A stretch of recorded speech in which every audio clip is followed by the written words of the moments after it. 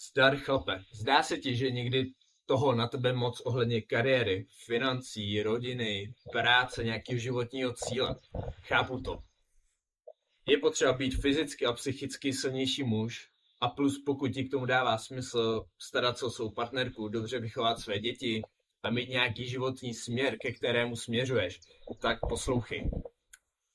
Zcela na rovinu, společnost je v háji a já vnímám, že není tak dobře nastavená, jako by mohla být. Někdy je toho moc i na mě, ale já si uvědomuji, že proto, aby se to zlepšilo, tak je potřeba vychovat silné a dobrosrdečné děti.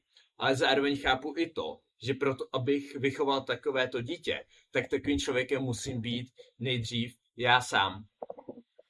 Chci, aby si uvědomil, že tady u tohle to vůbec nezáleží na věku. Na jedné straně máme extrémně modrý dvacátníky, kteří na sobě od puberty pracují.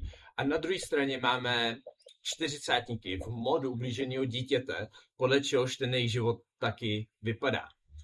V České republice máme 50% rozvodovost a 50% dětí má až 100% ženský vliv v domácnosti a až 80% vliv od žen ve školství. To znamená, že ti mladí muži, ti chlapci, nemají kde vidět nějaké mužské vzory. Nemá jim kdo vlastně předat takovou tu chlapskou moudrost. Ten soubor dovedností, kterými by měl muž oplývat, jako je nějaká odvaha, respekt, disciplína, řád, práce na sobě, ale i právě ta dobrosrdečnost, o které jsem mluvil. Což vlastně napovídá to, co je ta mužská síla. Je to být fyzicky a psychicky silný muž a obsáhnout dovednosti, jako je být dobrý ochránce, dobrý poskytovatel a dobrý vůdce. Společnost a média tedy tyto dovednosti očerňují až schazují a označují je za toxickou maskulinitu. Pokud to ale tobě dává smysl, chceš mít sebehodnotu, cítit respekt a hrdost vůči sám sobě, ale přijímat ji i od ostatních, tak pro tebe mám něco, co by tě mohlo zajímat. Tyhle informace jsem víc dohloubky popsal ve webináři, který si můžeš stáhnout proklikem na tuhletu reklamu a zároveň, pokud se ho stáhneš, tak ti do e-mailu přijde praktický e-book, jak najít sebehodnotu jako muž v roce 2025.